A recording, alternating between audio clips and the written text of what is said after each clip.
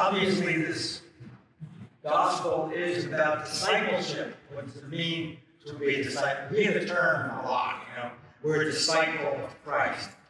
Oftentimes, we have somewhat of a misconception of what it means. Sometimes we think a disciple is simply someone who is taking notes, following Jesus from behind and taking notes. He said, and now maybe I should do this, and maybe this will work out, maybe not.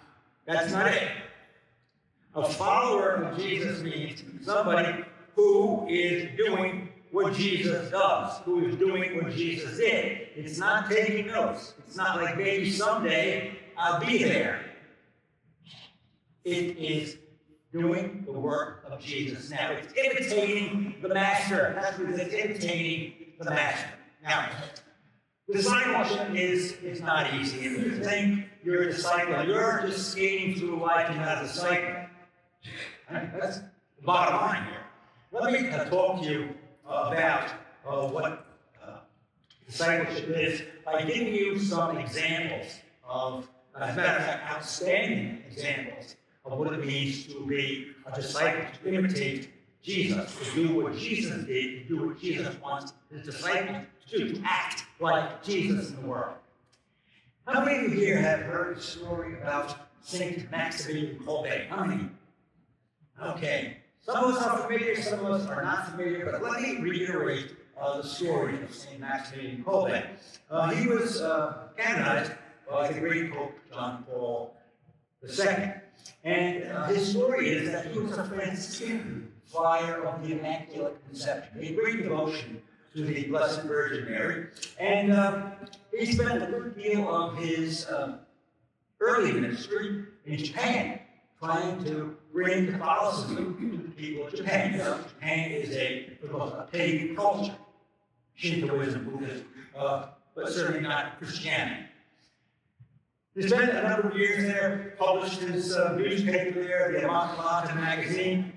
But while he was over there, a scoundrel took possession of Germany, a tyrant, Adolf Hitler.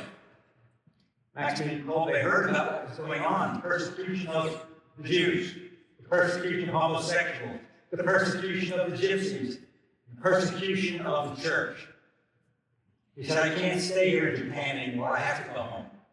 He goes home and he begins to teach about Jesus. And of course, you teach about Jesus in a country like Nazi Germany or Communist China, get the hint, all right? He gets arrested by the Nazis. He's put into a concentration camp. Auschwitz. I went there to see his cell. The Germans had a custom which they copied from the Romans. It was called decimation. Decimation is the word 10. The word 10 in the Latin.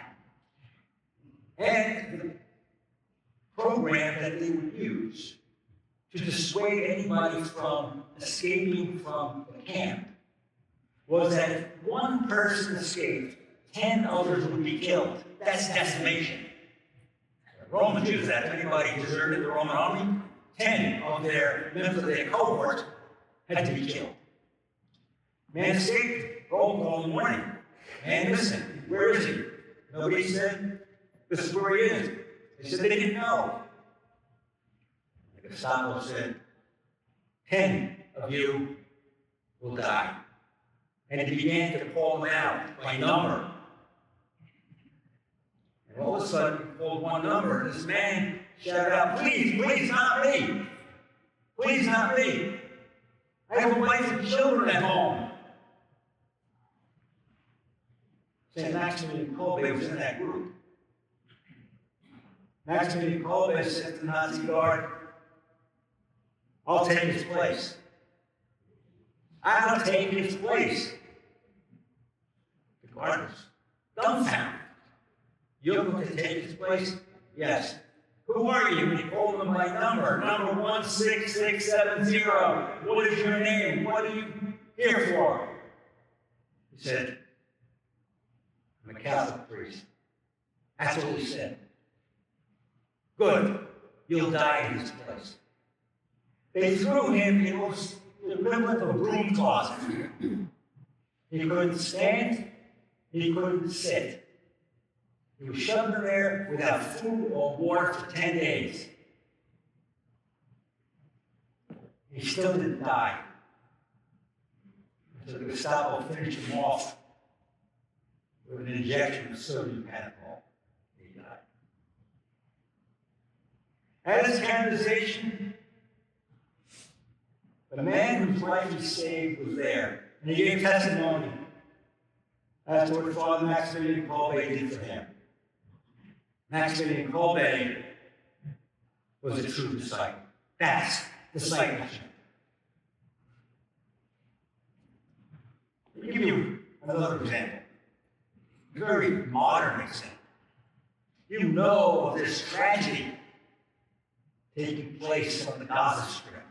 It's horrendous.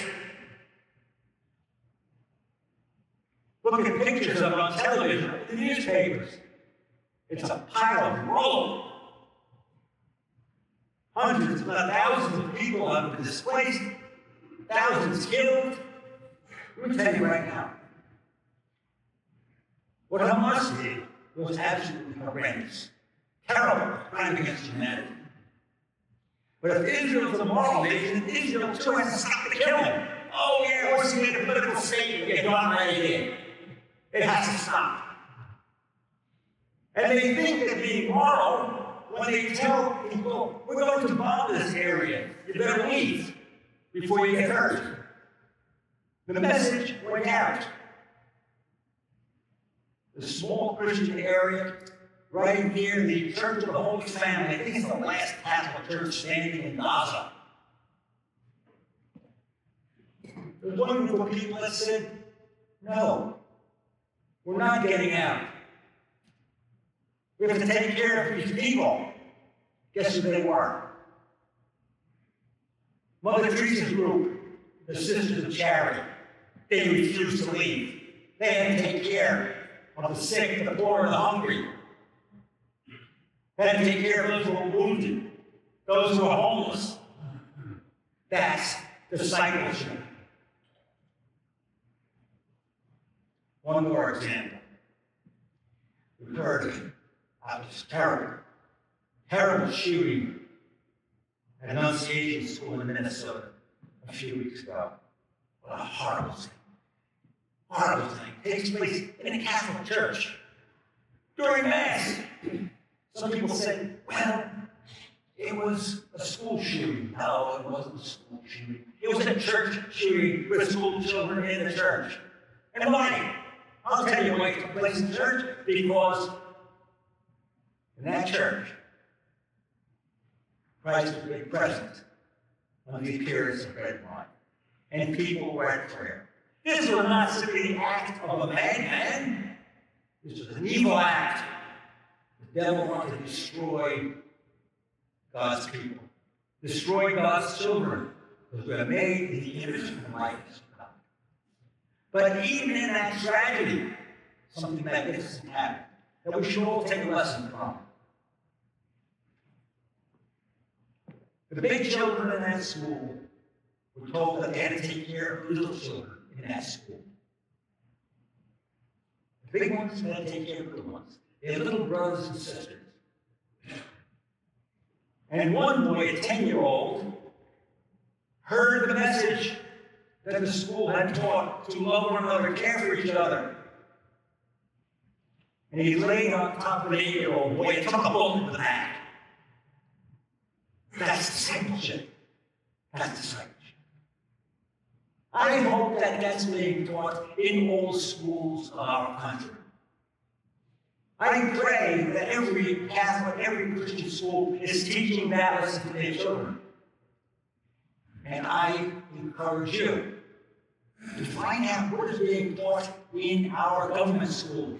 Are they being taught to tell the children to take care of each other, and that the big ones should take care of the little ones? Find out. Go to the school board. Tell them Father what he wants to know.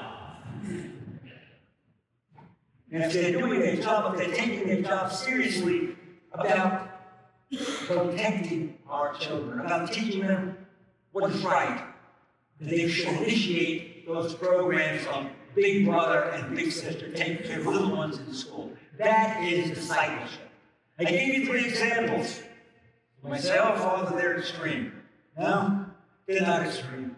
This is what the gospel calls for. Unless you do these things, you cannot be my disciple. Discipleship is costly. It doesn't come cheap. If you're living on the cheap, you're a phony. You want to be a disciple, you imitate. Not to be clothing. The Sisters of Charity, and that young boy who shielded a younger child in that horrendous church. God love you.